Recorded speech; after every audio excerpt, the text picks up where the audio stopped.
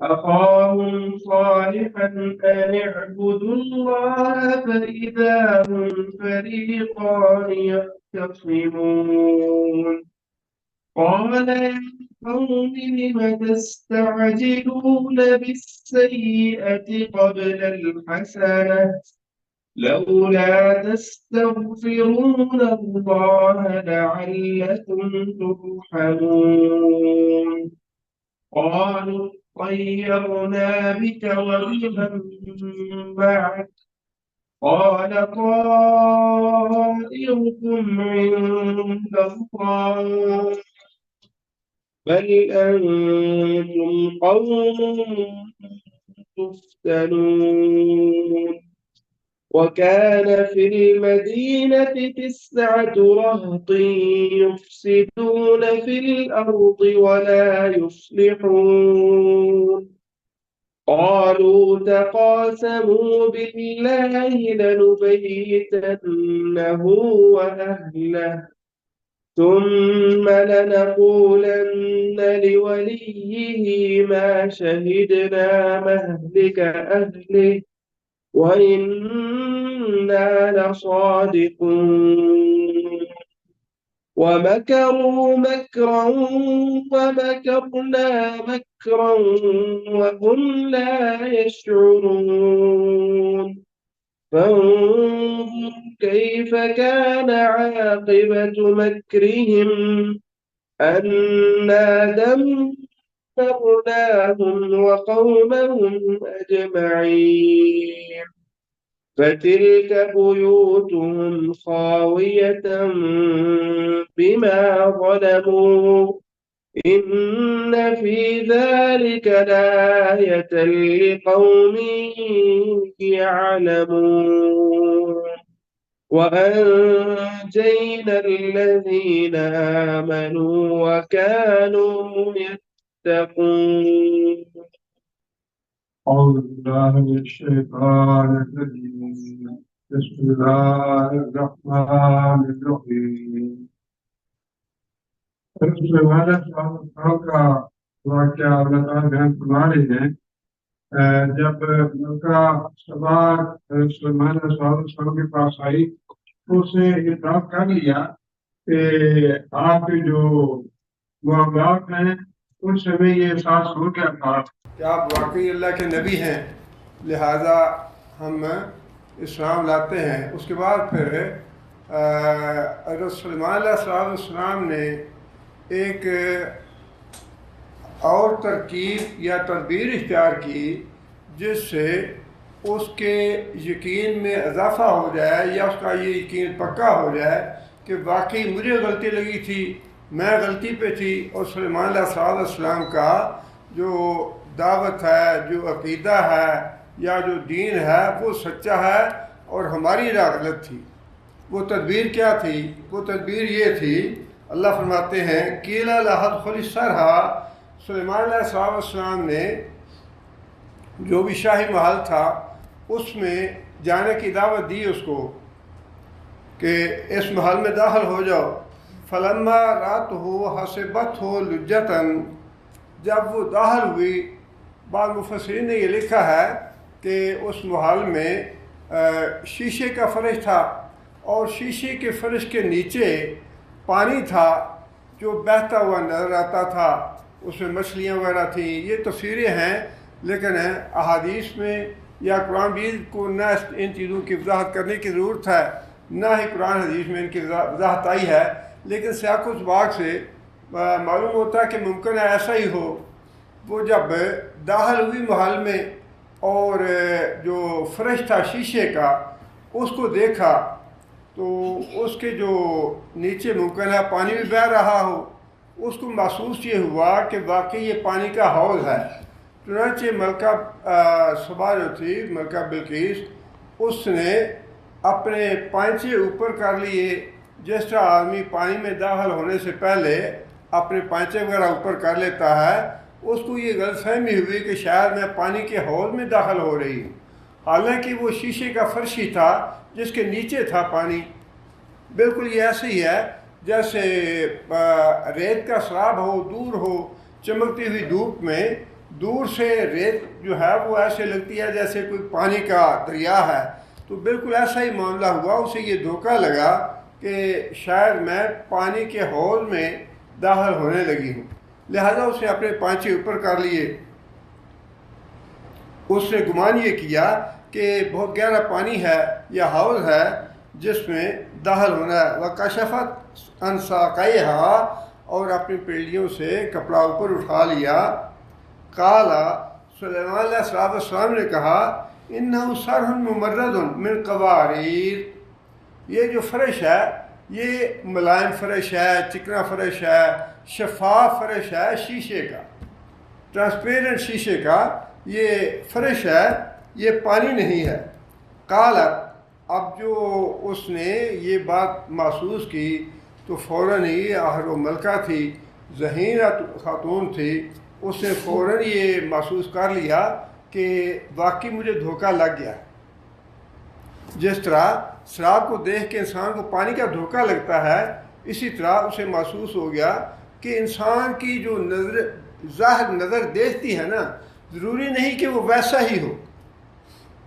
بعض اوقات انسان دیکھتا کچھ ہے لیکن ہوتا کچھ اور ہے۔ یہی اس نے فوراً اعتراف کر لیا کہ میں جو سمجھی تھی وہ غلط تھا، جو آپ کہہ رہے ہیں وہ سچی بات ہے۔ لہذا اس نے اعتراف کیا ان الفاظ میں، قالت رب انی ظلمت نفسی واسلمت مع سلیمان، یا اللہ میں نے اپنے آپ پہ ظلم کیا، میں غلط تھی، مجھے دھوکہ لگا تھا کہ سورج جو ہے وہ بھی عبادت کے لائق ہے، ہم لوگ سورج کو سجدہ کرتے تھے، اس کو اپنا مشکل کشا اور حاجت روا سمجھتے تھے، یہ تو میری بہت بڑی غلطی تھی، میں تو بہت اپنے آپ پہ ظلم کر رہی تھی، میں نے بڑا گناہ کیا اس سے، اور اس سے میں توبہ کرتی ہوں۔ کسی بات کا احساس ہو جائے کہ میں غلط رستے پہ چل رہا تھا یا میرا موقف غلط تھا، تو اس موقف کو چھوڑ کے صحیح موقف کو اختیار کر لینا، یہ بھی ایک بہت بڑی سعادت کی بات ہے۔ ورنہ انسان عموماً ایسا ہی ہوتا ہے کہ ضد میں ہوتا ہے کہ جو میں کر رہا ہوں بس یہ ٹھیک ہے، جو دوسرے کر رہے ہیں وہ غلط ہے، اور یہ اتنا ہر انسان اس دھوکے میں مبتلا ہے۔ آج یہ جتنی مصیبت، لڑائیاں، جھگڑے، گالم گلوچ اور الزام تراشی جو کچھ بھی ہو رہا ہے نا، خواہ وہ مذہبی فرقوں میں ہے یا سیاسی جماعتوں میں ہے، وہ یہی ہے کہ جو کچھ ہمارا لیڈر کر رہا ہے، جو ہماری جماعت کر رہی ہے وہ تو ٹھیک ہے، دوسرے سارے غلط۔ کم از کم انسان کو جتنی شریعت نے گنجائش دی ہے نا مثال اور احکام میں، اتنی گنجائش تو رکھنی چاہیے۔ اتنا ریجٹ ہو جانا اور اتنی سخت اپنے موقف پہ ڈٹ جانا کہ باقی سب کو غلط قرار دے دینا، ملکہ تھی لیکن اس کے باوجود حالانکہ اس کی اپنی عزت اور احترام اور ایک مقام اور ایک درجہ تھا ملکہ کا، معمولی شخصیت نہیں تھی، لیکن جب اس نے یہ دیکھا کہ مجھے واقعی دھوکہ لگ رہا ہے، مجھے واقعی غلطی لگی ہے، میرا موقف غلط تھا، سلیمان کا موقف درست ہے، اس نے فوراً اعتراف کر لیا کہ ہاں میں واقعی غلط تھی، مجھے واقعی دھوکہ لگ رہا تھا، میں غلط راستے پہ چل رہی تھی، میں اپنا طریقہ چھوڑ کے، اپنا مذہب چھوڑ کے، اپنا عقیدہ چھوڑ کے وہی عقیدہ اختیار کرتی ہوں جو سلیمان کہا وہ سچا ہے، میں جھوٹی ہوں۔ یہ اس میں بہت بڑا سبق ہے۔ یہ بالکل وہی بات ہے جو حضرت آدم علیہ السلام کے واقعے میں بھی اللہ تعالیٰ نے وضاحت فرمائی ہے کہ شیطان کو بھی اللہ نے سجدے کا حکم دیا کہ اب سجدہ کرو آدم علیہ السلام کو، اور باقی جنات کو بھی، فرشتوں کو بھی، سب کو سجدے کا حکم دیا، لیکن جو شیطان تھا یا ابلیس تھا وہ اپنے جرم پہ اکڑ گیا۔ اس کے بعد غلطی تو آدم علیہ السلام سے بھی ہوئی، لیکن آدم علیہ السلام جو تھے وہ اپنی غلطی پہ اڑے نہیں، انہوں نے اپنی غلطی پہ ضد نہیں کی، فوراً کہہ لیا ربنا ظلمنا انفسنا ان لم تغفر لنا وترحمنا لنکونن من الخاسرین۔ یہی ہے انسان کی فلاح اور کامیابی کی اور انسان کی نجات کی راہ، کہ انسان محسوس کر لے کہ میرا موقف غلط ہے، میرا عقیدہ غلط ہے، اس کے بعد انسان جو عقیدہ صحیح ہے اس کو اپنانے میں تأمل نہ کرے، اس کو اپنانے میں دیر نہ کرے، اس کو فوراً ہاں اللہ کے رسول کی بات ہے، بس یہ سچی ہے، ہم غلط ہیں، اللہ اللہ کے رسول کی بات سچی ہے، جو قرآن میں آ گئی بات، جو اللہ کے رسول نے بات بتا دی، وہی حرف آخر ہے۔ جب وہ سامنے آ جائے تو پھر انسان کو وہی طریقہ اختیار کرنا چاہیے جو ملکہ سبا نے اختیار کیا۔ ملکہ سبا کوئی معمولی شخصیت نہیں تھی، بادشاہ تھی اپنے ملک کی، اور اللہ تعالیٰ نے جو واقعات بیان کیے ہیں نا وہ بے مقصد نہیں ہیں، اس میں سبق ہمارے لیے بھی ہے، لیکن اصل میں سبق تو اللہ تعالیٰ نے دیا ان مشرکین مکہ کو جو اپنی سرداریوں کے اور اپنے خاندان کی عزت کے گھمنڈ میں اور غرور میں اور تکبر میں آ کے نبی صلی اللہ علیہ وسلم کی بات نہیں مان رہے تھے۔ سبق ان کو دیا اللہ تعالیٰ نے کہ دیکھو دونوں بادشاہ تھے، اس کی بادشاہی جتنی تھی اس کا تم تصور بھی نہیں کر سکتے۔ سلیمان علیہ السلام کی بادشاہ، جنات پہ بھی، انسانوں پہ بھی، ہوا پہ بھی، پرندوں پہ بھی، درندوں پہ بھی، چرندوں پہ بھی، ہر چیز پہ اللہ نے بادشاہت دی تھی اس کو، لیکن اپنی بادشاہت کے باوجود وہ غرور میں اور تکبر میں نہیں آیا۔ ہر وقت تو اللہ کے حضور سجدہ ریز، ہر وقت اللہ کے حضور جھکا ہوا، عاجزی اختیار کرنے والا، انکسار اختیار کرنے والا، اور ہر بات کو اللہ کا فضل قرار دینے والا۔ ھذا من فضل ربی، میرا اس میں کوئی کمال نہیں ہے، یہ اللہ کا احسان، اللہ کی نعمت، اللہ کا امر، اللہ کی توفیق، اللہ کا فضل، اللہ کی رحمت ہے۔ جو کچھ بھی ہے نا یہ اللہ کے فضل اور اللہ کی رحمت سے ہے۔ ہم یہاں جو بیٹھے ہوئے نا یہ بھی اللہ کے فضل اور اللہ کی رحمت سے ہے۔ ہم اگر یہ سمجھے نا میں نے تیاری کی، میں اٹھا، میں نے غسل کیا، میں نے تیاری کی، میں آ گیا، یہ میں کچھ بھی نہیں ہے۔ اللہ کی توفیق نہ ہو، اللہ کا فضل نہ ہو، اللہ کی رحمت نہ ہو تو انسان ایک قدم نہیں اٹھا سکتا۔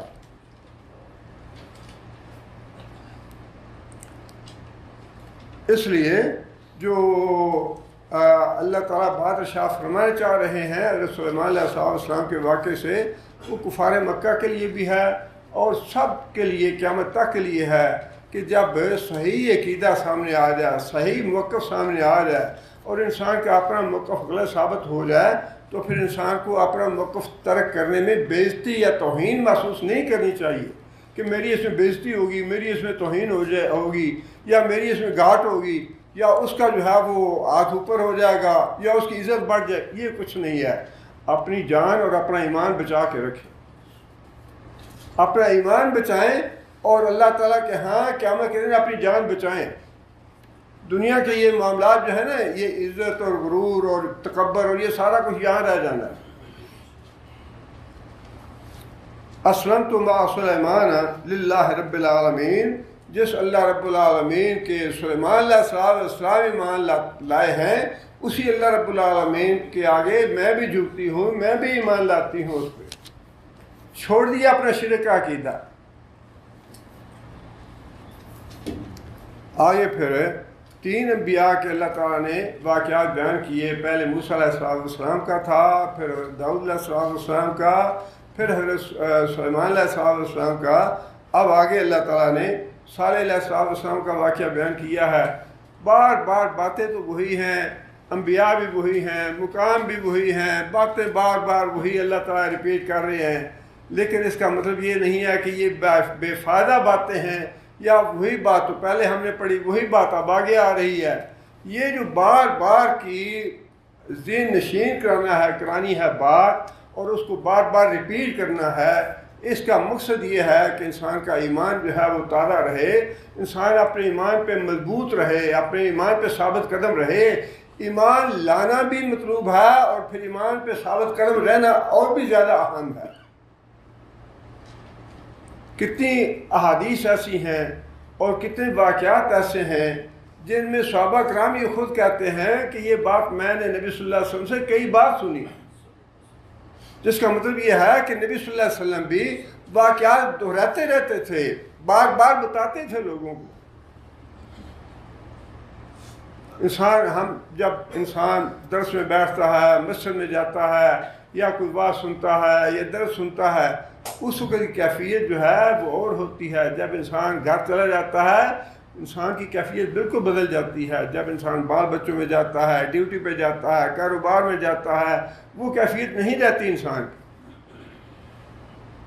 اس لیے ایک تو یہ جو بار بار واقعات ریپیٹ ہوئے ہیں یہ بے مقصد نہیں ہیں، باتیں تو وہی ہیں جو پہلے ہم پڑھ چکے ہیں، باتیں وہی ہیں، لیکن ان کو بار بار دین نشین کرانا اور ایمان میں پکا رکھنا.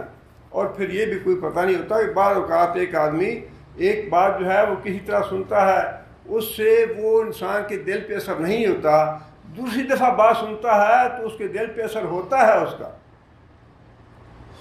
اللہ تعالیٰ نے فرمایا کہ وَلَقَدْ أَرْسَلْنَا إِلَىٰ ثَمُودَ أَخَاهُمْ صَالِحًا، ہم نے قوم سمود کی طرف، آپ کو معلوم ہے یہ قوم سمود جو ہے اس وقت نبی صلی اللہ علیہ وسلم کے زمانے میں ہجر کا علاقہ جو ہے یہ مملکت تھی روم کی. تبوک اور ہجر کا علاقہ یہ روم کے سلطنت میں شامل تھے، اور اب وہ ساری جو علاقہ ہے تبوک کا بھی اور الاولا جسے کہتے ہیں یا الحجر کہتے ہیں، وہ علاقہ قوم سمود کا ہے. اب وہ سارا علاقہ سعودی عرب میں شامل ہے. اور آپ لوگوں میں اکثر میں دیکھا بھی ہوگا کہ وہاں کے جو پہاڑ ہیں وہ باقی پہاڑوں کی نسبت بالکل مختلف طرح کے ہیں. باقی جو پہاڑ ہیں وہ سارے ایسے ڈلائی کے ساتھ بنے ہوئے ہیں، لیکن وہ بالکل عمودی پہاڑ ہیں. جس طرح مکانوں کی تعمیر کی جاتی ہے، عمارتیں کھڑی کی جاتی ہیں، دیواریں بنائی جاتی ہیں، بالکل ایسے عمودی پہاڑ ہیں جن میں وہ لوگ اپنے ان پہاڑوں کو تراش کے اپنے گھر بناتے تھے. اللہ فرماتے ہیں کہ ہم نے قوم سمود کی طرف ان کے بھائی صالح علیہ السلام کو بھیجا. قوموں کے لیے ان کے پیغمبر کو بھائی کہنے سے یہی مطلوب ہے کہ یہ اس خاندان کا ایک فرد تھا، انہی کا بیٹا تھا، انہی کا بھتیجا تھا، انہی کا بھائی تھا، انہی میں سے کسی کا باپ تھا، کسی کا شوہر تھا. وہ ویسا ہی ایک بشری تقاضے تھے اس میں. یہ بہت بڑا پھیر جو ہے نا، یہ اللہ تعالیٰ معاف کرے کہ وہ بھی ہمارے ہی جیسے آدمی ہیں. وہ بھی بار بار قوموں نے یہی کہا انبیاء کو کہ تم ہمارے جیسے آدمی ہو، تم کھاتے پیتے ہو، چلتے پھرتے ہو، سوتے جاگتے ہو، تمہیں نبی ہم کیسے مان لیں. اور آج بعض لوگوں کو صحابہ کرام کے بارے میں یہی دھوکہ پڑا ہوا ہے. جس طرح کافروں کو یہ دھوکہ تھا نا کہ انبیاء کو وہ توہین کرتے تھے، انبیاء کی یہ کہہ کے کہ تم ہم جیسے ہی ہو، تمہارے اندر کون سی خوبی ہے. اسی طرح آج بعض بدبخت لوگ صحابہ کرام کو بھی یہی کہتے ہیں جی ہم جیسے ہی آدمی ہیں. وہ بھی کیسی فضیلت ان کی، جو کام ہمارے ہیں ویسے ہی ان کے بھی تھے. اور معاذ اللہ ان کے لیے عدالتیں لگا کے بیٹھ جاتے ہیں، اور یہ پتہ نہیں ہے کہ اپنا انجام کیا ہونے والا ہے. یہ دھوکہ ہے کہ ہم جیسے نہیں تھے. ان میں سے صحابہ کرام کی تو بہت پہلے کی بات ہے، بہت بڑی بات ہے نبی صلی اللہ علیہ وسلم کے زمانے کی. ان کے بعد جو تابعین اور تبع تابعین ہیں، کون ہے جو آج یہ دعویٰ کرتا ہے امام بن حنبل کی طرح وہ دین کی خدمت کرے گا یا دین کے لیے مصیبتیں اور آزمائشیں برداشت کرے گا؟ ہے کوئی جو کر رہا ہے؟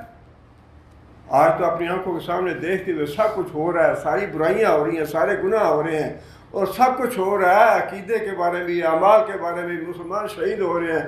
کون ہے جو منہ سے بات کرے؟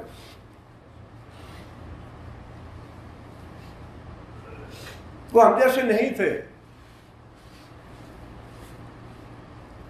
نبی صلی اللہ علیہ وسلم تبوک کے سفر پہ نکلے اور صحابی جو ہیں وہ گھر میں بیٹھے تھے. نبی صلی اللہ علیہ وسلم چلے گئے لشکر لے کے، لیکن پھر خیال آیا کہ نبی صلی اللہ علیہ وسلم تو اتنی گرمی میں سفر کر رہے ہیں اور میں گھر میں بیٹھا ہوں، اپنی بیوی بچے میں، اپنے باغ میں بیٹھا ہوں اور بڑے آرام سے اور بڑے استراحت کر رہا ہوں. تو نبی صلی اللہ علیہ وسلم جو سفر کر رہے ہیں، فوراً بیوی سے کہا کہ میرا اونٹ تیار کرو، میں جاؤں نبی صلی اللہ علیہ وسلم کے ساتھ.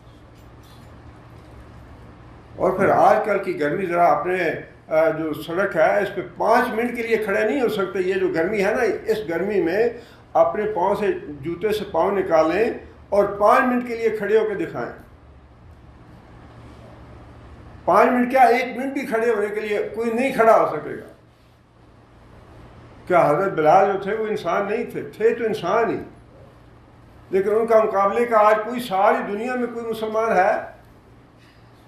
حضرت خباب کے مقابلے کا کوئی انسان ہے؟ وہ انسان ہم جیسے انسان نہیں تھے. بشری تقاضے تو تھے ان میں، لیکن ہم سے بڑے مختلف لوگ تھے وہ.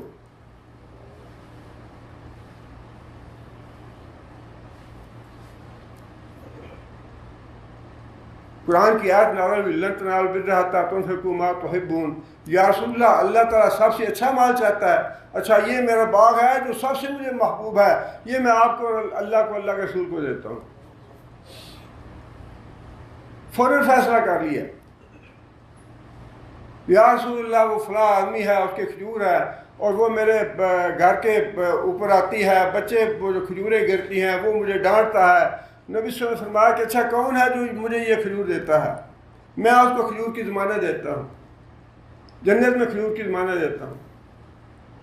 اچھا بھائی کھجور والے کو بلایا، یہ کھجور جو ہے میں جنت میں ضمانت دیتا ہوں. نہیں یا رسول اللہ، بڑی پرانی کھجور ہے، ہماری باپ دادا کے لگائی ہوئی ہے، مجھے بڑی پیاری ہے، یہ تو میں نہیں دیتا.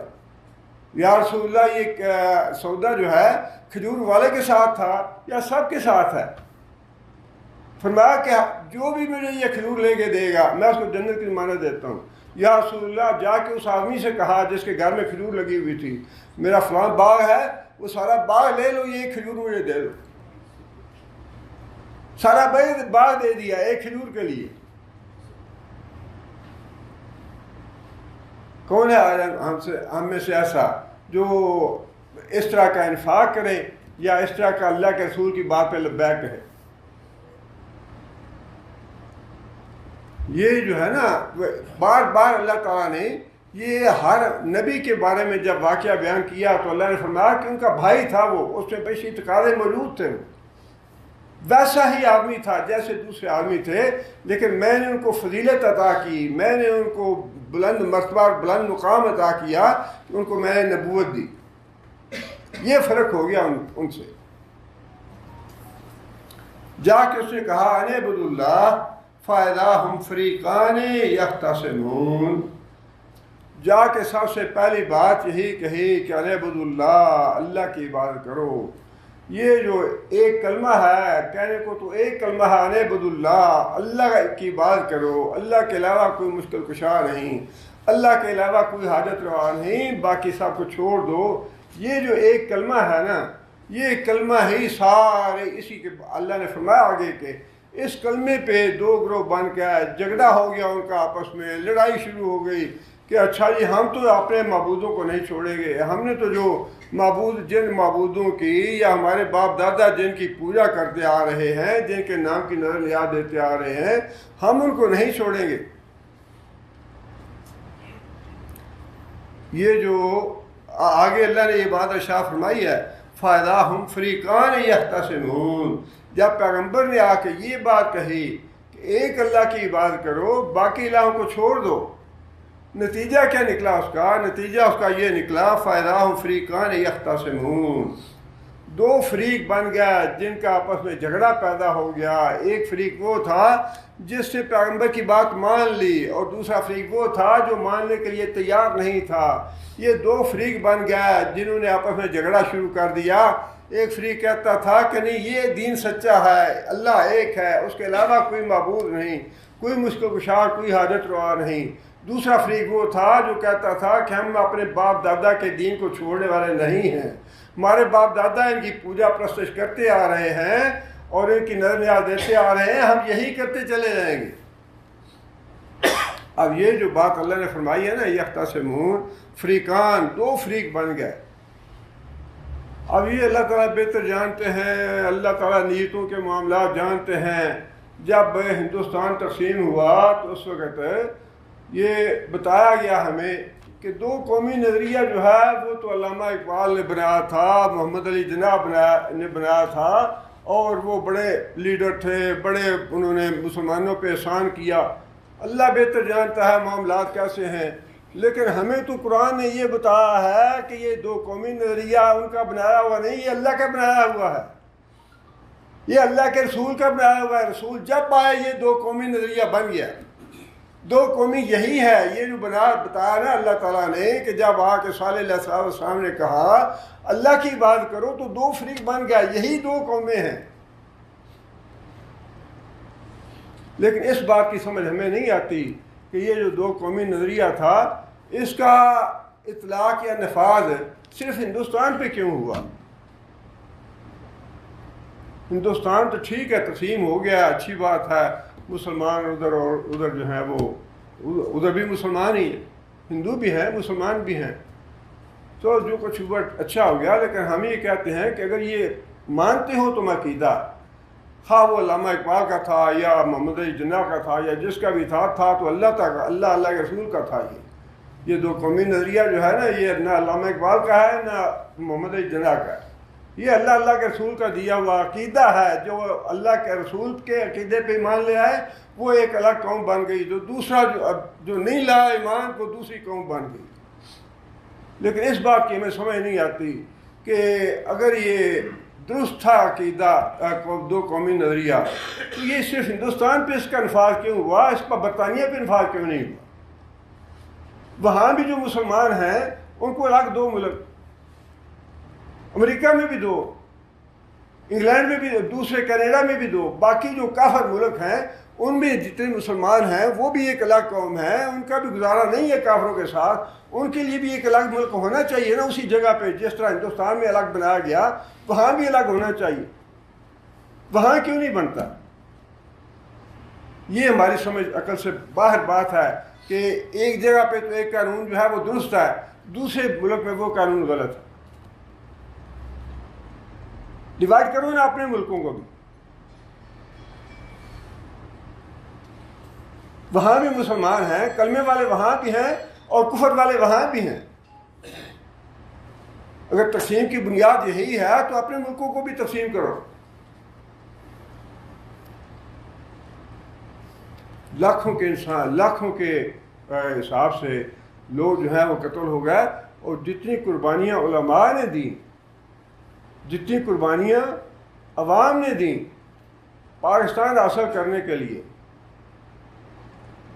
اس کے بعد قیادت جو ہے وہ خانوں کے حصے میں آ گئی، قیادت جو ہے وہ جاگیرداروں کے حصے میں آ گئی، قیادت جو ہے وہ ٹوانوں کے حصوں میں آ گئی. قیادت میں تو کوئی مولوی نظر نہیں آتا. قربانیاں دی علماء نے، دو قومی نظریہ سمجھایا صاحب نے کہ ٹھیک ہے یہ کلمے کی بات ہے، بات مانتے ہیں ہم، ٹھیک ہے یہ ایک وہ فرقہ ہے ایک وہ فرقہ ہے، وہ قرآن نے بھی بتا دیا. لا یستوی اصحاب الجنہ و اصحاب النار، یہ دو گروہ ہیں، ایک اصحاب الجنہ ہے، دونوں کا دنیا میں بھی معاملہ الگ الگ ہے، آخرت میں بھی ان کا انجام بھی الگ الگ ہوگا. اصحاب الجنہ اصحاب النار یہ یکساں نہیں ہیں. اصحاب الجنہ ہم الفائزون، جنت والے جو ہیں وہ کامیاب ہوں گے، دوسرے جو ہیں وہ جہنم میں جائیں گے، وہ ناکام ہوں گے.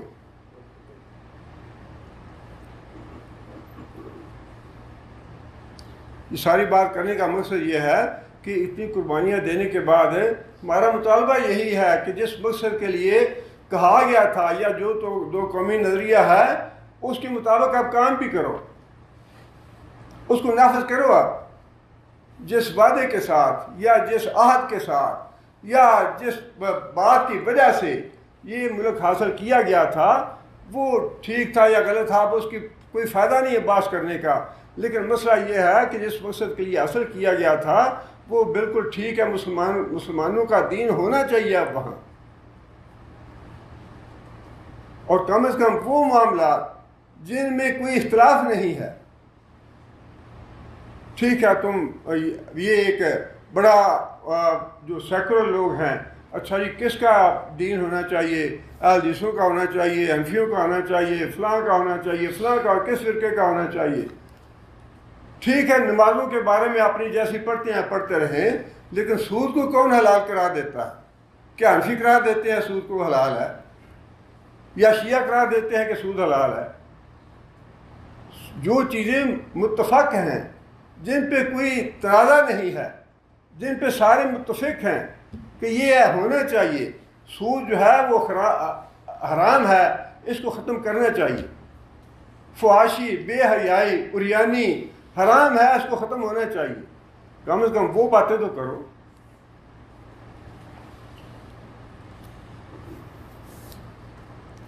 قال یا قوم لم تستعجلون بالسیئۃ قبل الحسنۃ وہ جو صالح علیہ السلام تھے انہوں نے اپنی قوم سے یہ بات کہی، لم تستعجلون، کیوں تم جلدی کرتے ہو بالسیئات، اللہ کے عذاب کی۔ بار بار یہ بات وہی ہے جو نبی صلی اللہ علیہ وسلم سے بھی کہی جاتی تھی، متی ھذا الوعد ان کنتم صادقین، اے محمد صلی اللہ علیہ وسلم جس عذاب کا آپ وعدہ کرتے ہیں وہ کب پورا ہوگا، کب عذاب آئے گا؟ اور یہ بات سارے انبیاء کو ان کی قوموں نے کہی کہ تم جو جس عذاب کا وعدہ کرتے ہو، جس عذاب سے ڈراتے ہو، وہ لے کیوں نہیں آتے؟ اس کا جواب دیا پیغمبر نے کہ تم اللہ کے عذاب کے لیے جلدی کیوں کر رہے ہو؟ قبل الحسنۃ، اللہ کی رحمت سے پہلے، حسنہ سے مراد اللہ کی رحمت ہے، اللہ کی رحمت سے پہلے تم اللہ کا عذاب کیوں مانگتے ہو؟ اللہ کی رحمت مانگو، اللہ کا عذاب نہ مانگو۔ لولا تستغفرون اللہ کے حضور استغفار کیوں نہیں کرتے اللہ سے اپنے؟ اگر اللہ نے مہلت دے دی ہے تو اس کا مطلب یہ نہیں ہے کہ وہ عذاب آئے گا نہیں۔ اللہ کی نافرمانیاں کرو گے تو عذاب تو آئے گا، لیکن اگر اللہ نے مہلت دے دی ہے تو کسی دھوکے میں نہ پڑے رہو۔ یہ جو مہلت ہے یہ اللہ کا احسان ہے، اللہ کا فضل ہے، اور مہلت اس لیے ہے کہ توبہ استغفار کر لو۔ بالکل یہی بات ہے جو نوح علیہ السلام نے اپنی قوم سے کہی تھی، اور جتنے بھی انبیاء آئے ان سب نے یہی بات کہی کہ اللہ کا عذاب آنے سے پہلے توبہ استغفار کر لو۔ فَقُلْتُ اسْتَغْفِرُوا رَبَّكُمْ إِنَّهُ كَانَ غَفَّارًا، میں نے اپنی قوم سے یہ بات کہی کہ اللہ کے حضور استغفار کرو، اپنے گناہوں کی معافی مانگ لو۔ یُرْسِلِ السَّمَاءَ عَلَيْكُمْ مِدْرَارًا، آسمانوں سے تمہارے اوپر موسلا دھار بارش برسائے گا، وَيُمْدِدْكُمْ بِأَمْوَالٍ وَبَنِينَ، اور تمہیں بہت سے اموال دے گا، اولادیں دے گا، وَيَجْعَلْ لَكُمْ جَنَّاتٍ وَيَجْعَلْ لَكُمْ أَنْهَارًا، باغات دے گا، نہریں دے گا، ہر طرح کی خوشحالی آ جائے گی۔ اللہ کے حضور استغفار کرو۔ یہ دھوکہ قوموں کو بھی ہے کہ اچھا چل رہا ہے، ہم خوشحال ہیں، ہم پہ کوئی عذاب نہیں، ہم پہ کوئی مصیبت نہیں، ہم پہ کوئی تکلیف نہیں، بڑے فائدے میں ہیں ہم۔ اور یہ دھوکہ افراد کو بھی رہتا ہے، وہ جنہیں نمازاں نہیں پڑھتے، جڑے نہیں پڑھتے انہوں نے بھی تو دندے ہی نہیں پہ اللہ، انہوں کو ساڑھے نال چوکھا جڑے نمازاں نہیں پڑھتے۔ یہ جو دھوکہ ہے نا کہ جو نمازیں نہیں پڑھتے، جو روزے نہیں رکھتے، جو مسجد نہیں آتے، یا جو اللہ کے رسول کی فرما برداری نہیں کرتے، ان کو بھی تو اللہ دے رہا ہے۔ وہ جو جن کو دے رہا ہے اللہ حساب میں بات کر لے گا ان سے، اور وہ جو مہلت دی ہوئی ہے اللہ نے، وہ اللہ کا احسان ہے کہ شاید یہ اپنے گناہوں سے توبہ استغفار کر لیں، اپنے گناہوں سے واپس پلٹ آئیں۔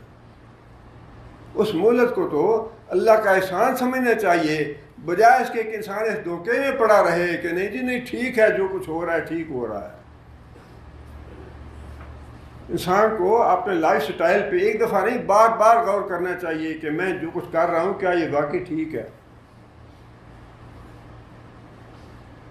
نمازیں جماعت سے ادا نہیں ہو رہی، جی ٹھیک ہے پڑھ رہے ہیں نا جی، کوئی حرج کی بات نہیں ہے، یہ حرج کی بات نہیں ہے۔ اس کا حساب ایک اللہ تعالیٰ کے ہاں جو زبان سے ایک لفظ نکلتا ہے نا، الحمدللہ لفظ نکلتا ہے، اس کا بھی انسان پہ اثر پڑتا ہے، اور جو محروم ہے اس سے، اس کا بھی اس پہ اثر ہے۔ جس کی زبان سے اللہ یا الحمدللہ یا سبحان اللہ نہیں نکلتا، اس پہ بھی اس کا اثر ہے، اور جس کی زبان سے الحمدللہ سبحان اللہ نکلتا ہے، اس الحمدللہ سبحان اللہ کا بھی اثر ہے اس پہ۔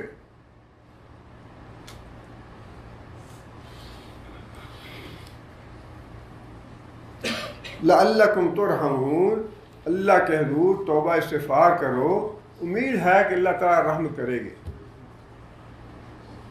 جہاں کہیں قرآن مجید میں اللہ تعالیٰ کی نسبت امید ہے کا لفظ آتا ہے، اللہ تعالیٰ کی ذات اور اللہ تعالیٰ کی عظمت، اللہ کی کبریائی جو ہے اتنی زیادہ ہے کہ وہ لعلکم تتقون جو ہے نا، لعلکم جو ہے وہ ہمارے یقین سے بھی بڑھ کے ہے۔ جو استغفار کرے گا اللہ یقیناً اس پہ رحم کرے گا۔ اگرچہ اللہ تعالیٰ مرضی والے ہیں، اللہ تعالیٰ کسی کے پابند نہیں ہے، نہ اللہ سے کوئی زبردستی کروا سکتا ہے، اس لیے لفظ تو یہی ہے لعلکم، امید ہے کہ تمہارے اوپر رحم کیا جائے گا، لیکن اس امید کو کہیں کوئی مایوسی سے نہ لے کہ پتہ نہیں اللہ کرے کہ نہ کرے۔ یہ یقین سے بھی زیادہ پکی بات ہے کہ جو استغفار کرے گا اللہ اس کو ضرور معاف کرے گا۔ قالوا طیرنا بک وبمن معک، جواب میں قوم نے کیا کہا؟ قوم نے یہ بات کہی کہ ایسا لے، تیرے آنے کی وجہ سے اور تیرے ساتھیوں کی وجہ سے ہم نحوست میں مبتلا ہو گئے ہیں، تیری وجہ سے اور تیرے ساتھیوں کی وجہ سے یہ ہمارے لیے باشگون ثابت ہوئے ہیں۔ آپ کا آنا یا آپ کی دعوت یا آپ کا عقیدہ یا جو پیغام تم لے کے آئے ہو ہماری قوم کے لیے بدشگون یا نحوست کا باعث بنا ہے۔ وہ بدشگونی اور نحوست کیا تھی؟ وہ بدشگونی اور نحوست یہی تھی کہ جب یہ بات کہی یعنی عبد اللہ، تو جس نے مان لیا وہ ایک جماعت بن گئی، جس نے نہیں مانا وہ دوسری جماعت بن گئی۔ اب باپ بیٹے سے الگ ہو گیا، بھائی بھائی سے الگ ہو گیا، ماں بیٹے سے الگ ہو گئی، یہ جو دو فریق بن گیا ہے، آخر وہی بستی تو ایک ہی ہے، شہر تو ایک ہی ہے، اسی میں سارے رشتہ دار بھی ہیں، قرابت دار بھی ہیں، کنبہ قبیلہ ہے، خاندان ہے، اسی خاندان میں کچھ ماننے والے کچھ نہ ماننے والے، وہ خاندان تقسیم ہو گیا، قبیلہ تقسیم ہو گیا، شہر تقسیم ہو گیا، بستی تقسیم ہو گئی۔ اب یہ جو تقسیم تھی اس کو وہ یہ کہتے تھے سردار اس قوم کے کہ تم تو بڑے منحوس ثابت ہوئے، تمہارے آنے کی وجہ سے، تمہارے پیغام کی وجہ سے ہمارا قبیلہ جو ہے وہ تباہ ہو گیا، ہماری آبادی جو ہے تباہ ہو گئی، ہمارا شہر برباد ہو گیا، ہمارے کنبے قبیلے کو تم نے خراب کر دیا۔ یہی بات تھی جو نبی صلی اللہ علیہ وسلم کو بھی کہی جاتی تھی۔ بار بار آتے تھے نبی صلی اللہ علیہ وسلم کے چچا ابو طالب کے پاس کہ تم اپنے بھتیجے کو سمجھاؤ، یہ اس نے ہمارے بزرگوں کی گستاخی کرتا ہے اور ہمارے بزرگوں کو گستاخ کہتا ہے، بیوقوف کہتا ہے، اس کو کوئی سمجھاؤ کہ یہ مصیبت نہ ڈالے ہمارے کنبے قبیلے میں۔ ہمارا کنبہ قبیلہ تقسیم ہو گیا ہے، بھائی بھائی کا دشمن بن گیا ہے، بیٹا باپ کا دشمن بن گیا ہے، بہن بہن کی دشمن بن گئی ہے، ماں بیٹے کا دشمن بن گیا ہے، اس طرح سے سارے کنبے قبیلے تقسیم ہو رہے ہیں، اپنے بھتیجے کو سمجھاؤ۔ یہی وہ بات تھی جو سارے انبیاء سے، یہ سارے انبیاء کے واقعات جو ہیں نا سارے ملتے جلتے ہیں، اور یہ ساری باتیں جو کفار مکہ کے سامنے اللہ تعالیٰ نے بیان فرمائی اس لیے بیان فرمائی کہ سارا معاملہ ویسا ہی ہے جیسا پہلے انبیاء کے ساتھ تھا۔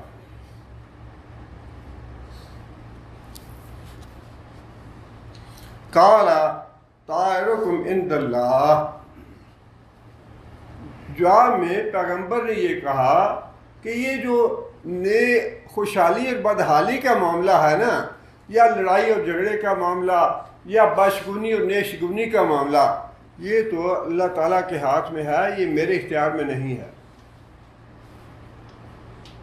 اور یہ بات نبی صلی اللہ علیہ وسلم نے بھی، یہ اصل میں تو تقدیر کا مسئلہ ہے، نبی صلی اللہ علیہ وسلم نے بھی یہ بات ارشاد فرمائی کہ جو آدمی قیامت کے دن اپنے نامہ اعمال میں اچھے اعمال پائے، جو آدمی قیامت کے دن اپنے نامہ اعمال میں اچھے اعمال دیکھے، اس کو اللہ کا شکر ادا کرنا چاہیے، اس کو اللہ کا شکر ادا کرنا چاہیے۔ اور جو آدمی اپنے نامہ اعمال میں برائیاں پائے یا نیک اعمال کے علاوہ دوسرے کچھ پائے، تو فرمایا کہ وہ اپنے آپ کو ملامت کرے، دوسروں کو ملامت نہ کرے۔ اللہ کے نبی نے تو واضح طور پر بتا دیا ایمان نہیں لاؤ گے تو تمہاری بربادی ہے، تمہاری تباہی ہے، تمہاری ہلاکت ہے۔ اور نبی صلی اللہ علیہ وسلم نے بھی مختلف طریقوں سے اور مختلف انداز میں بتا دیا قوم کو، فرمایا کہ میں سو رہا تھا اور فرشتے آئے، اور کچھ فرشتے جو تھے وہ میرے پاؤں کی جانب کھڑے ہو گیا، کچھ فرشتے سر کی جانب کھڑے ہو گئے، اور آپس میں مکالمہ شروع کر دیا کہ اس آدمی کی مثال بتاؤ کیا ہے۔ تو ایک نے کہا یہ تو سو رہے ہیں، فرشتوں نے جواب دیا نہیں نہیں، یہ آنکھ سوتی ہے، دل نہیں سوتا ان کا۔ اچھا مثال بتو ان کی۔ اچھا ان کی مثال یہ ہے کہ ایک آدمی گھر تعمیر کرتا ہے، گھر تعمیر کرنے کے بعد وہ ایک دائی کو بھیجتا ہے کہ جا کے لوگوں کو بلا کے لاؤ، اس گھر میں آ جائیں، اس گھر میں تمہاری دعوت ہے، کھانا پکا ہے تمہارے لیے۔ وہ دائی جاتا ہے اور جا کے لوگوں کو بلاتا ہے، جو لوگ آ جاتے ہیں وہ اس گھر میں داخل بھی ہو جاتے ہیں، اور اس گھر میں جو کھانا پینا ہے، جو نعمتیں ہیں گھر کی، ان سے فائدہ بھی اٹھاتے ہیں۔ اور جو لوگ اس دائی کی دعوت پہ نہیں آتے، اس دائی کی بات کو نہیں مانتے، وہ نہ اس گھر میں داخل ہو سکتے ہیں، نہ اس گھر کی نعمتیں حاصل کر سکتے ہیں۔ اس کے بعد بتایا کہ اچھا یہ جو مثال دی ہے اس کی وضاحت کرو۔ فرشتہ کہتا ہے کہ وضاحت یہ ہے کہ گھر اللہ نے تعمیر کیا جنت کا، اور جس دائی کو بھیجا کہ جا کے لوگوں کو بلاؤ، تمہاری دعوت ہے اس گھر میں، وہ محمد صلی اللہ علیہ وسلم ہے۔ جن لوگوں نے نبی صلی اللہ علیہ وسلم کی بات مان لی، وہ اس گھر میں داخل بھی ہوئے اور اس گھر سے کھانا بھی کھایا، نعمتیں بھی حاصل کی اس گھر سے۔ اور جن لوگوں نے نبی صلی اللہ علیہ وسلم کی دعوت نہیں مانی، وہ نہ اس گھر میں داخل ہو سکے، نہ اس گھر کی نعمتیں حاصل کر سکے۔ اور اس کے بعد آخر میں کلمہ نبی صلی اللہ علیہ وسلم کا اپنا ہے۔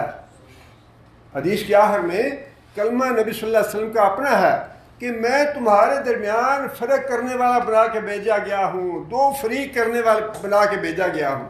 میرے آنے سے تمہارے اندر دو فریق ہو گیا، میں حق اور باطل میں فرق کرنے والا، مومن اور کافر میں فرق کرنے والا ہوں۔ جو میری دعوت پہ آئے گا وہ مومن ہے، جو میری دعوت کا انکار کرے گا وہ کافر ہے۔ میں فرق کرنے والا بنا کے بھیجا گیا ہوں۔ یہی بات صالح علیہ السلام نے کہی کہ میں تمہارے درمیان فرق کرنے والا بنا کے بھیجا گیا ہوں۔ اور یہ جو تم نیک شگون اور بدشگونی کی بات کرتے ہو نا کہ میری وجہ سے تمہارے اوپر نوست آ گئی، بدشگونی ہو گئی، یہ تمہاری اپنی بدشگونی ہے، تمہارے اپنے کرتوت ہیں، ورنہ میں تو تمہیں نیکی کی طرف، خوشحالی کی طرف، تقوی کی طرف بلانے کے لیے آیا ہوں۔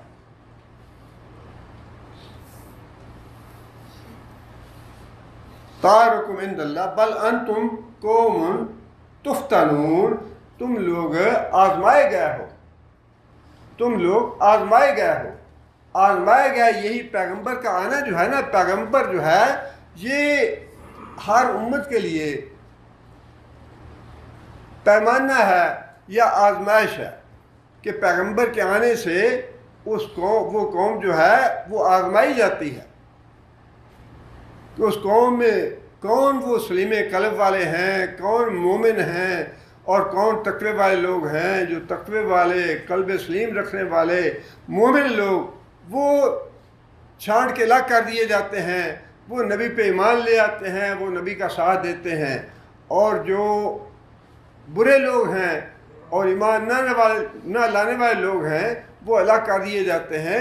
ان معنوں میں پیغمبر نے یہ بات ارشاد فرمائی، صلی اللہ علیہ وسلم نے یہ بات ارشاد فرمائی، میری وجہ سے تمہاری آزمائش کی گئی، تم آزمائش میں ڈالے گئے ہو میری وجہ سے۔ اللہ نے تم کو آزمایا ہے مجھے بھیج کے کہ کون ہے تم میں سے جو مجھ پہ ایمان لاتا ہے اور کون ہے جو تم میں سے میرا انکار کرتا ہے۔ آگے پھر اللہ ارشاد فرماتے ہیں کہ اس بستی میں، اس شہر میں 9 بڑے بڑے قبیلے تھے جن کے سردار تھے۔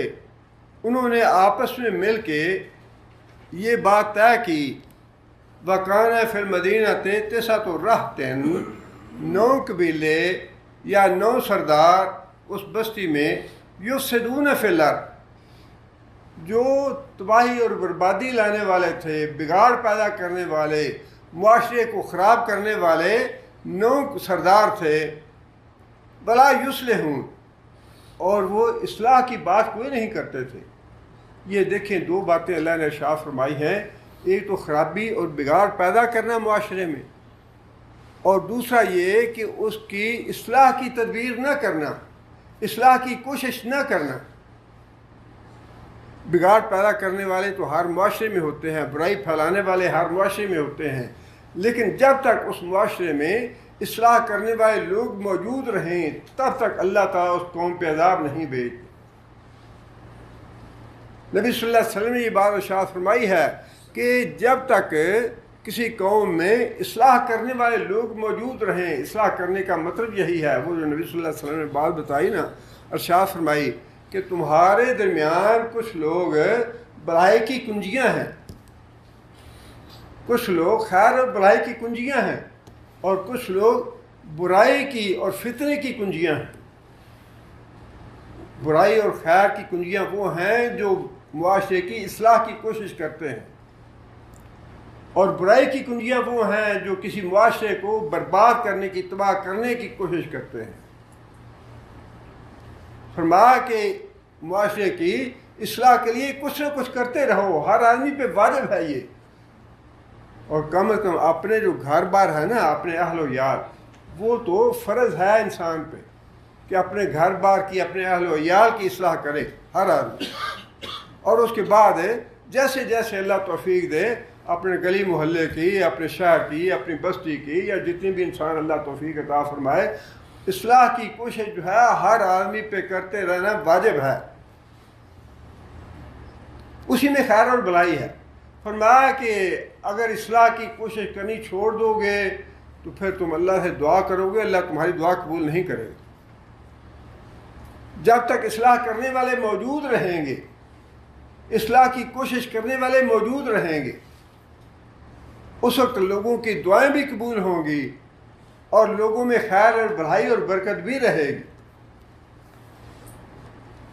اور جتنے بھی انسان سے ہو سکے نا، انسان کو اب یہ ضروری نہیں ہے کہ بہت بڑا پلان بنایا جائے، بہت بڑا منصوبہ ہو، اتنے ملین کا یا اتنے ٹریلین کا اور اتنا بڑا منصوبہ، ایسی بات نہیں ہے۔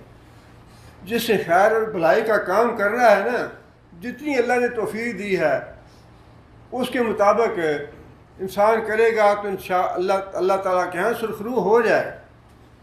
بڑی پرانی بات ہے، جب ہم کالج میں پڑھتے تھے تو جو لوگ لاہور میں ہیں سے واقف ہیں، گورنمنٹ کالج کے بیک سائڈ پہ انارکلی تھی، انارکلی میں صبح سے شام تک بڑا ہنگامہ، اور عورتیں بھی اور بچے بوڑھے اور جوان اور سب کچھ ہر طرح کی گند بلا وہاں ہوتا تھا۔ اس زمانے کی بات ہے کہ ہم ادھر گورنمنٹ کالج سے ہو کے آتے تھے ادھر انارکلی کی طرف، تو ایک میری عمر کا آدمی، اس وقت 70-80 سال کی عمر ہوگی اس کی، بوڑھا آدمی، اور بس سر پہ ٹوپی رکھی ہوئی، اور اس کا کام صرف یہی تھا جب بھی ہم وہاں سے گزرتے وہ آدمی کھڑا ہوتا، اور جب بھی وہ کوئی لڑکیاں سر ننگے والی اور دوپٹے جو ہیں وہ گلے میں ڈالی ہوئی، وہ بزرگ آگے بڑھتے اور اس عورت بچی کے ہاتھ کے سر پہ رکھتے، بیٹا یہ اوپر لے، بیٹا یہ دوپٹہ اپنے سر پہ لے، بیٹا اپنے سر پہ کپڑا رکھ۔ بس یہ کام تھا اس کا سارا دن۔ ظاہر ہے کام تو اس کی ڈیوٹی تو تھی نہیں، کوئی بزنس نہیں تھا، کچھ نہیں تھا، لیکن اس کا کام یہی تھا کہ سارا دن وہاں کھڑے رہنا، اور جو اس طرح کی بچیاں یا طالبات یا لڑکیاں یا جو بھی عورتیں آتی تھیں، بس ان کو آگے بڑے احترام سے، بڑے ادب سے آگے انہیں کہنا کہ بہن جی یا بیٹی یہ اپنا کپڑا جو ہے یا دوپٹہ جو ہے اپنے سر پہ لے۔ اب یہ ہے کہ جتنی اس کی استطاعت تھی، اللہ تعالیٰ کو پتہ نہیں اس کا یہ عمل کتنا محبوب ہو، اللہ تعالیٰ اسی عمل کی وجہ سے اس کی بخشش کر دے۔ اس لیے یہ ضروری نہیں ہے کہ اصلاح کے لیے کوئی بہت بڑا منصوبہ، کوئی بڑا مدرسہ، بڑی مسجد یا کوئی بڑا شروع کرنا چاہیے، پروجیکٹ شروع کرنا چاہیے۔ جتنی اللہ نے توفیق دی ہے، جتنا اللہ نے دیا ہے نا، وسائل دیے ہیں، اس کے مطابق کرنا ضروری ہے۔ کرتے رہو کچھ نہ کچھ، بالکل اندھے بن کے، بہرے بن کے، یا بدھو بن کے، یا مردہ بن کے زندگی نہ گزارو، کچھ نہ کچھ کرو۔ فرمایا نا حضرت علی کو کہ اے علی، تیری وجہ سے اگر کسی آدمی کو ایک قرآن مجید کی آیت آ جائے، تو کسی آدمی کو ایک آیت پڑھا دے، تو یہ جو دنیا کا مال ہے اس سے کہیں بہتر ہے وہ ایک آیت پڑھا دینا۔ کچھ تو کرے آدمی۔ فرمایا کہ وہ معاشرہ ایسا تھا جس میں فساد اور بگاڑ تو تھا، اصلاح کرنے والا کوئی بھی نہیں تھا۔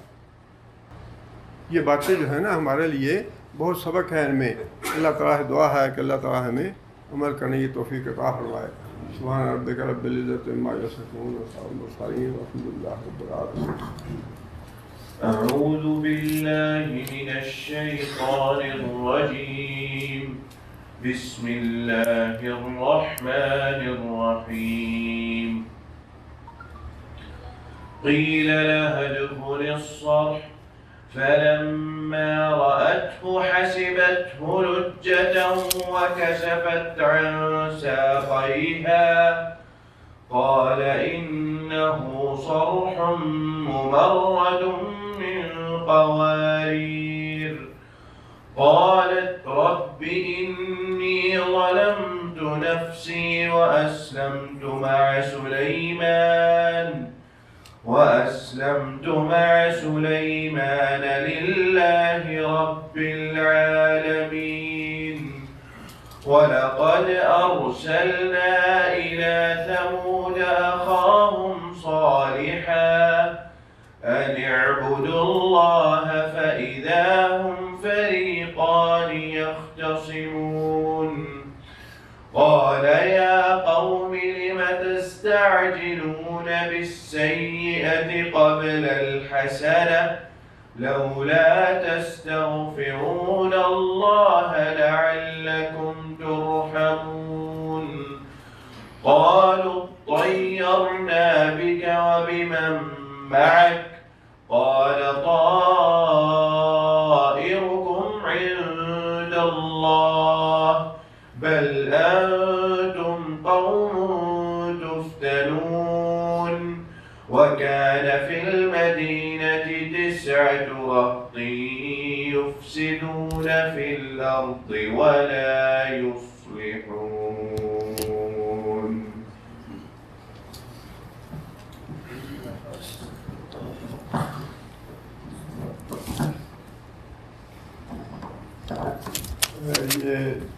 میرے بھائی نے جو بات لکھی ہے وہ بالکل درست ہے، مجھے اتفاق ہے اس سے، لیکن اب جو کرنے والی بات ہے یا جو ہمیں مثبت سوچ ہے وہ یہ ہے کہ جو کچھ ہوا سو ہوا، اس پہ ڈسکس کرنے کا فائدہ نہیں ہے. اب کوشش یہ کرنی چاہیے کہ جو ملک اسلام کے نام پہ بنا ہے اس میں جتنا کچھ ہو سکتا ہے، جیسے کچھ ہو سکتا ہے، اس میں کوشش کرنی چاہیے کہ ان مقاصد کو، ان اغراض کو جن کے لیے جانیں دی گئی، جن کے لیے کوشش کی گئی، وہ کسی طرح پورا ہو سکے. اس کے لیے جس آدمی کو جتنی اللہ توفیق دے اس کی کوشش کرنی چاہیے. اب اس بات کرنا جو ہے نا لا حاصل ہے، فائدہ کچھ نہیں ہوگا اس سے. اس لیے مثبت بات اب یہی ہے کہ جس مقصد کے لیے یہ سب کچھ ہوا، اس مقصد کے لیے ہمیں کوشش کرنی چاہیے، ہمیں جدوجہد کرنی چاہیے. اللہ تعالیٰ توفیق عطا فرمائے. بسم اللہ الرحمن الرحیم الحمد للہ رب العالمین الرحمن الرحیم مالک یوم الدین ایاک نعبد و ایاک نستعین اهدنا الصراط المستقیم صراط الذین انعمت علیہم غیر المغضوب علیہم ولا الضالین. اللهم صل على محمد وعلى آل محمد كما صليت على إبراهيم وعلى آل إبراهيم إنك حميد مجيد. اللهم بارك على محمد وعلى آل محمد كما باركت على إبراهيم وعلى آل إبراهيم إنك حميد مجيد. ربنا ظلمنا أنفسنا إن لم تغفر لنا وترحمنا لنكونن من الخاسرين. ربنا آتنا في الدنيا حسنة وفي الآخرة حسنة وقنا عذاب النار. ربنا هب لنا من أزواجنا وذرياتنا قرة أعين واجعلنا للمتقين إماما.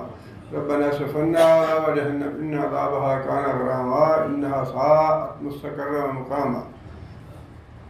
اللهم أعز الإسلام والمسلمين. اللهم أعز الإسلام والمسلمين. اللهم أذل الشرك والمشركين. اللهم دمر أعداء الدين. اللهم نور قلوبنا بنور الإيمان. اللهم ثبتنا على اللسان. اللهم اغفر لجميع المؤمنين والمؤمنات الأحياء منهم والأموات. یہ بھائی نے لکھا ہے کہ پاکستان میں کل یا پرسوں کی بات ہے KPK میں ایک عالم دین تھے، ان کو شہید کر دیا گیا، دوسرے بیچارے زخمی ہو گیا، وہ ہسپتال میں ہیں. اب اللہ تعالیٰ معاف کرے، بڑا دل دکھی ہوتا ہے کہ اسلام کے نام پہ بننے والا جو ملک ہے اس میں علماء نے سب سے زیادہ حصہ ڈالا، علماء نے سب سے زیادہ قربانیاں دیں، لیکن آج بھی ملک میں علماء پہ ہی زیادہ مصائب و آلام ہیں، آزمائشیں ہیں ان کے لیے، اور پھر بڑے دیدہ دلیر ہو کے لوگ جو ہیں وہ علماء کی جانیں لے رہے ہیں اور کوئی اس کا پوچھنے والا نہیں، کوئی پرسان حال نہیں۔ اللہ تعالیٰ معاف کرے۔ جو شہید کیے جاتے ہیں اللہ تعالیٰ ان کے درجات بلند فرمائے۔ ظاہر ہے صورتحال ایسی ہے کہ اگر احتجاج کریں یا اگر کوئی اور اس طرح کا پروٹیسٹ وغیرہ کیا جائے، ملک میں انتشار کی صورت پیدا ہو جائے، وہ ملک کے لیے اچھی نہیں ہے۔ بیچارے علماء شہید ہوتے ہیں پھر خاموش ہو جاتے ہیں، شہید ہوتے ہیں پھر خاموش ہو جاتے ہیں۔ وہ قربانیاں مسلسل دیتے چلے آ رہے ہیں، جب سے ملک بنا ہے جب سے مسلسل قربانیاں دیتے چلے آ رہے ہیں۔ اللہ تعالیٰ ان کی قربانیاں قبول فرمائے، اور جس مقصد کے لیے ملک بنا ہے اللہ تعالیٰ وہ مقصد پورا فرمائے۔ سبحان ربک رب العزت عما یصفون وسلام علی المرسلین والحمد للہ رب العالمین۔